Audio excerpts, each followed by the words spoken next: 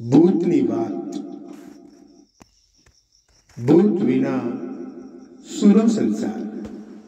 વિશ્વમાં કોઈ માણસ એવો નહીં હોય કે જેને આ પ્રશ્ન પૂછાયો ના હોય, અથવા તો વિશ્વમાં કોઈ માણસ એવો નહીં હોય કે જેણે આ પ્રશ્ન કોઈને પૂછ્યો ના હોય. શું તમે ભૂતમાં માનો છો?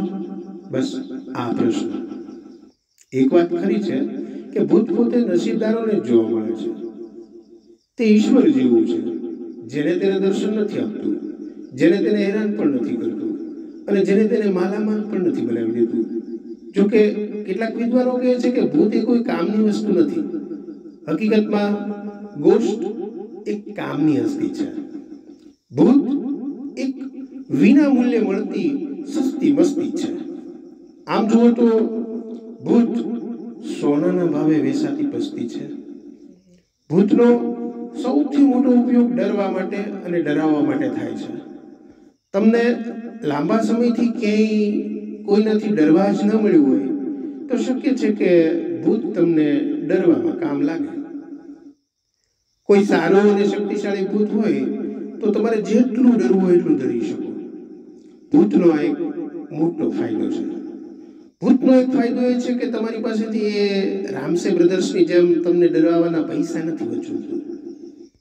અને ડર સેવા એટલી બધી એમની નિસ્વાર્થ હોય છે કે એને માનનારને એ હંમેશા વિનામૂલ્યે જ ડરાવે છે.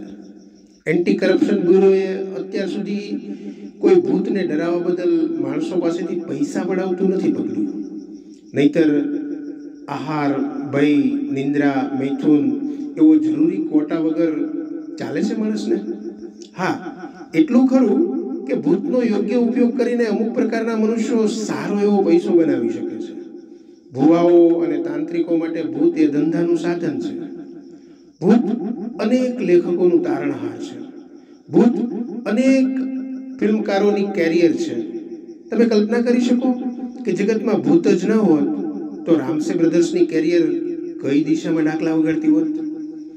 માત્ર કેરિયરનો કરંડિયો માથે લઈને ફરનારાઓ જ નહીં, સાધારણ મનુષ્યોને પણ ભૂત ઓછું ઉપયોગી નથી હો. ઉનાળાની ગોર્જિયસ ગરમીના દિવસોમાં અગાસી કે ધાબા ઉપર સુવા જનારાઓની મોજીલી મંડળીઓ પાસે ભૂતની વાતો જ ના હોય એવી કલ્પના શું ડરામણી નથી લાગતી? શહેર અને ગામથી દૂર સુદૂર, સીમમાં કે જંગલમાં અધરાતે મધરાતે વાતોના વડા કરનારી અને ફાંકા ફોજદારીના ફટાકડા ફોડનારી પાર્ટીઓ પાસે ભૂતની વાતો જ ન હોય તો કેવો બિહામણો સન્નાટો હોય. દાદા દાદીઓ અને ફિલ્મો એ બધાની વાતોમાં કે ટેલિવિઝનની સિરિયલોમાં ભૂતની વાત ન આવે, ભૂતની સ્ટોરી ન આવે તો બાળકોનું શું થાય? બાળકો નિર્ભયપણે ઊંઘી શકે ખરા? શક્ય છે કે ગોસ્ટ સ્ટોરી સાંભળ્યા વગર, એટલે કે ભૂતની વાતો સાંભળ્યા વગર પરાણે પરાણે પારણામાં પોઢેલો પનોતો પુત્ર પાયથાગોરસના પ્રમેયનું સપનું જોઈને ઝબકી ઉઠે અને એને સુવાડવા માટે તમારે એને એકાદ ગોસ્ટ સ્ટોરી એટલે કે ભૂતની વાત સંભળાવવી પડે. ભૂત જેવું કંઈ જ ન હોય તો વિજ્ઞાન જાથા જેવી સંસ્થાઓના ધંધાઓ ધમધમતા હોય ખરા? શું જયંત પંડ્યાને વિજ્ઞાન નામનું ભૂત નથી વળગેલું?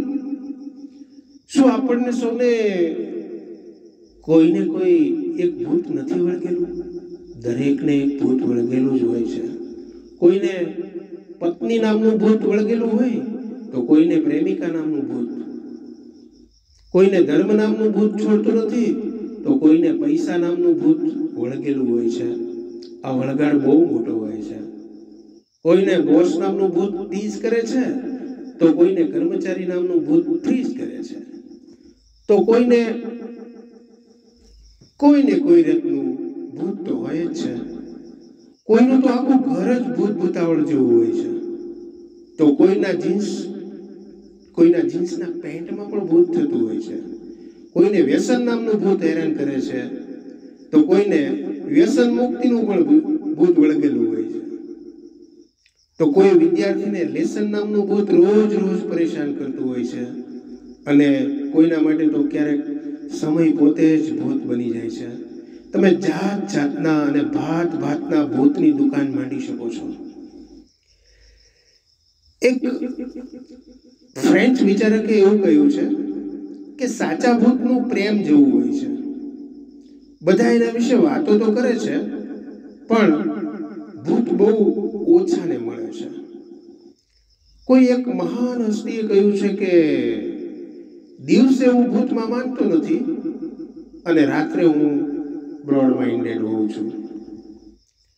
ભૂતનો અર્થ થાય છે સ્પિરિટ અથવા તો સોલ અથવા તો એસ્પિરેશન અથવા ફેન્ટમ અથવા રેવરન્ટ અથવા શેડ અથવા સ્પેક્ટર અથવા સ્પૂક અથવા સ્પ્રાઇટ અથવા રેડ અથવા ગોસ્ટ. આવા ઘણા બધા નામ છે ભૂતના. પણ જરા સોચો, જગતમાં ભૂત જેવું જ કંઈ ન હોય તો જિંદગી કેટલી કંટાળાજનક બની જાય. માણસ કોઈને કોઈ ભૂત વગર જીવી નથી શકતો. ભૂત જ ના મળે તો એની આખી જિંદગી જ ભૂત જેવી બની જાય. શું તમે ભૂતમાં માનો છો? એવા સવાલ પૂછાય છે ત્યારે હું એમને કહું છું કે મેં ક્યારેય ભૂત જોયું તો નથી, પણ હજી થયા કરે છે કે ભૂત જેવું કંઈક હોય તો સારું. જો ભૂત જેવું કંઈ ના હોય તો ઈશ્વરે એક કામ કરવું જોઈએ, ભૂત જેવું કંઈક હોવાડવું જોઈએ. કારણ કે ભૂત વિના સૂનો સંસાર. શ્રોતાઓના પ્રતિસાદ વિના પણ સૂનો સંસાર.